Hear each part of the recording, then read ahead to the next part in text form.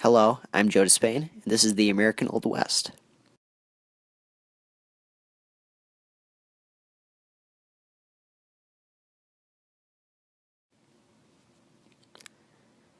The beginning of the folklore that surrounded American westward expansion involved pioneer Daniel Boone, who led fellow mountain men to settle in areas throughout Kentucky and Virginia in the late 1700s. A town called Boonesboro was named in his honor, but he could be credited in establishing other Ohio River settlements like Louisville and Cincinnati. It wasn't until the signing of the Louisiana Purchase in 1803, initiated by Thomas Jefferson, that truly catalyzed adventures in the West. The expedition of Meriwether Lewis and William Clark was most notable, as the pair interacted with Native Americans in never-before-seen terrain to eventually reach the Pacific Ocean with the help of Sacagawea. The expedition led many adventurers to take on the fur trade, a market already in practice by French Canadians and indigenous peoples. As trade flourished and fur trappers established river routes, primarily the Missouri and the Mississippi, riverside towns like St. Louis and New Orleans increased in population, and by the end of the 1810s, these originally French and Spanish settlements took upon American characteristics, and they symbolized the expansion westward. Respectively, water transportation became the bread and butter of Western economics. Further west of the Mississippi River, the Rocky Mountains were slowly being explored. Pikes Peak, one of the first landmarks named for an American mountaineer, was named for Zebulon Pike. Stephen H. Long, a locomotive designer, explored and actually named the Great Plains the Great American Desert due to its barrenness, but it was Jedediah Smith that first explored the Great Basin and Sierra Nevada areas, the true American desert. Cartographers mapped the various forts and outposts that polka dotted the American West, but the dynamic of expansion would greatly increase as the concept of manifest destiny rang throughout the nation.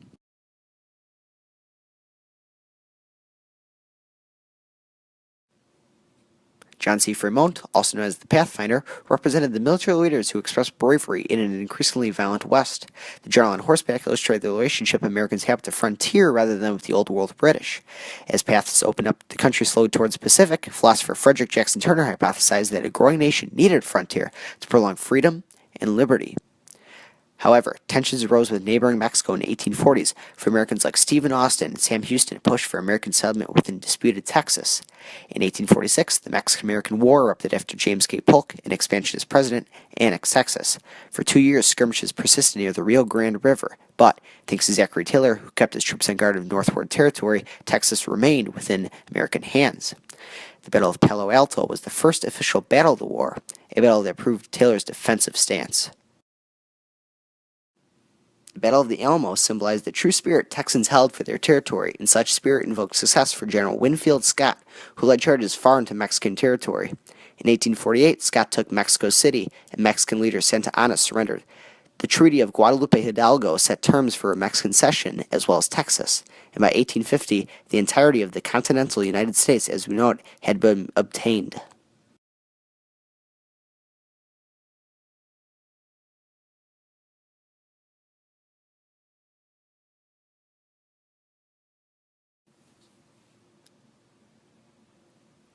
California was under Spanish influence for 250 years until Americans began settling within the territory.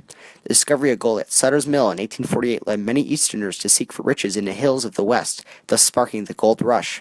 Wagons moved west, full of families with hopes and dreams that were sustained by limited food and water.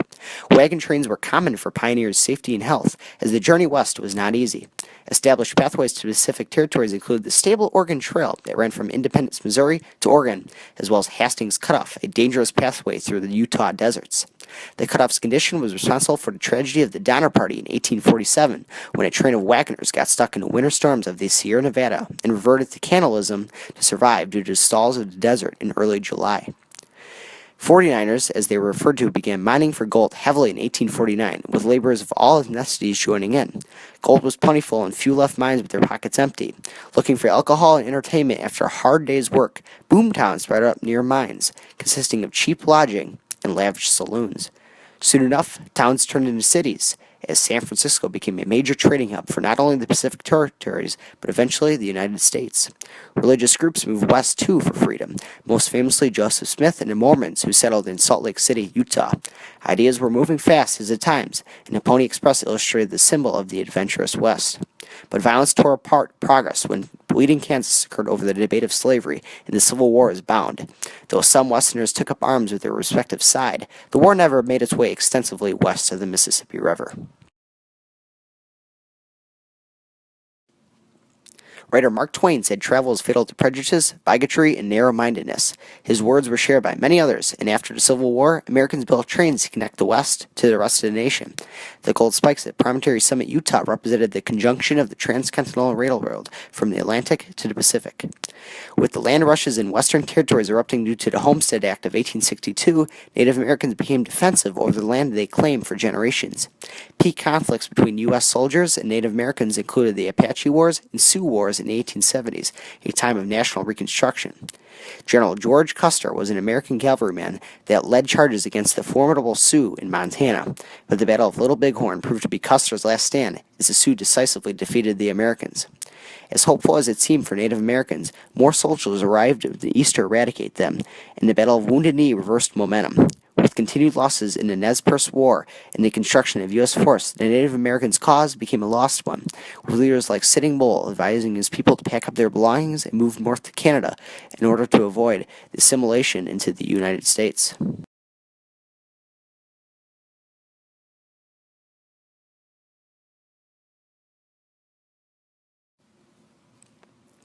The prairie families of the West lived off of agriculture and education fueled by the Morrill Act signed by Lincoln, but such an ideal lifestyle was not to be found within the towns of the West. A Western culture was developing as finances flourished due to resources. Clothing marked social class, but institutions such as the saloon formed a unity between rich and poor, a unity known as the Wild West. Violence and gambling was at an all-time high in the 1870s and 80s, and such crimes persisted from towns to ranches across the frontier. With the firearm acting as commonplace for Westerners to own, bandits took advantage of it to weak opposition. Famous outlaws like Billy the Kid and Jesse James pushed for a grinding response from the law. That grinding response would be the U.S. Marshals. Famed marshals include Wyatt Earp and his brothers Virgil and Morgan, as well as Doc Holliday, who ironically himself had trouble with the law. Regardless, the law of the West called for hard justice, and the gunfight at OK Corral was one of the many events that sent a strong message to the outlaws who sought to keep the West a region of anarchy. By the 20th century, the reign of the outlaws became lackluster. The economics of the Wild West centered around cattle farming and the American cowboy. For hundreds of miles, these men guided cattle to ranches across the West, their journeys withholding stories of a land that provided infinite possibilities for the young men looking for them. Aside from cattle, buffalo proved abundant meat for developing meatpacking companies in the Wild West. As easiness of tracking down buffalo led to widespread hunting in the late 19th century, in such a high degree by even killing from trains, the buffalo became nearly extinct if it not were for limitations in hunting. The culture of the Wild West still resonates throughout America, its charm and adventure not nearly comparable to other times in America.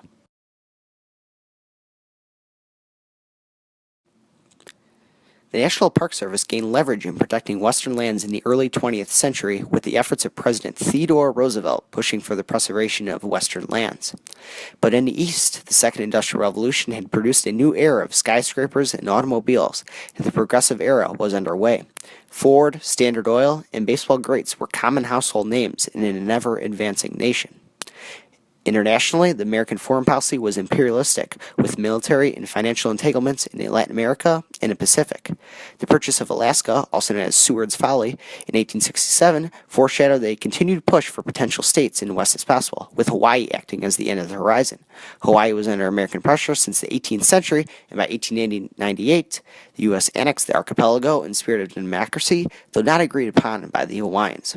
Back in the continental U.S., mines were drying up, horses turned into cars, cowboys were swept away by the pushing east, the law of the West had succumbed to national law. The frontier had seemed to close by 1920, as World War I posed as the push of America from a local arena to a global arena. The lands of the West still stand in magnificent beauty to this day, a constant remembrance of the feelings shared by those generations before. The frontier may have faded, but the liberty still gleams through the forests and the lakes and the mountains of the West. A sign an American's face is not located at the national capital, but at nature's doorstep.